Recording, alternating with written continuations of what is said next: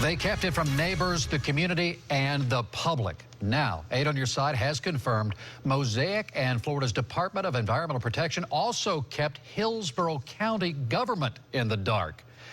After watching 8 on Your Side's report last week, Hillsborough County's Environmental Protection Commission had to knock on the state's door just to get information about the sinkhole swallowing hundreds of millions of gallons of contaminated water. Senior investigative reporter Steve Andrews broke this story wide open. He joins us now with more on this contaminated little secret. Keith, our report so far persuaded Mosaic to test wells of nearby homes, apologize for not informing neighbors of this environmental catastrophe, but for some reason, the state remains silent about its silence. When this hole swallowed 215 million gallons of radioactive water at this fertilizer plant in August, it dumped that water into the aquifer. That tainted plume is moving west toward Hillsborough County.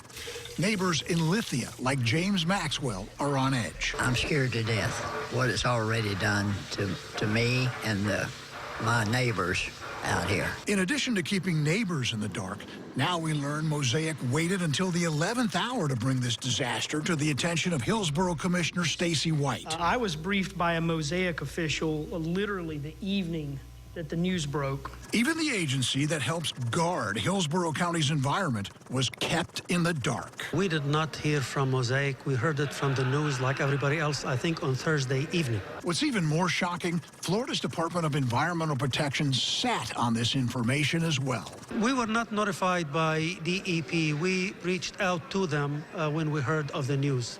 Deputy Secretary Gary Clark laughed it off when we confronted him about DEP's information blackout. And are you in communication?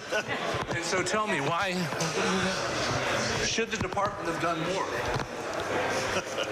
What's not so funny is the contaminated water that escaped into the aquifer. It contains radium, elevated levels of sodium. It's acidic. So it's nasty processed water, and that's why you don't discharge something like this to the environment.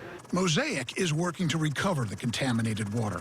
According to El Rabi, if you detect a smell, taste, or color in your water, don't drink it, get it tested. That being said, I would also stay vigilant, and I would also keep looking at the monitoring report for years and years and years to come. Years and years and years to come. That's pretty funny, too, isn't it, Mr. Deputy Secretary?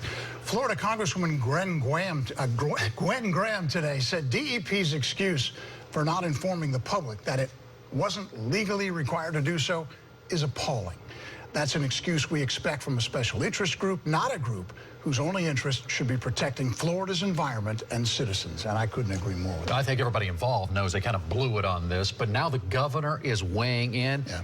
And what's he doing? I mean, aside from saying, let's look into it. This is important. Yeah. The governor ordered DEP to expedite its investigation and water quality tests to ensure safe drinking water, and directed the Department of Health to partner with DEP to make sure all the drinking water in the area is safe. And one more thing he might want to do is appoint a DEP secretary who thinks it's important to inform the public when stuff like this happens. Absolutely.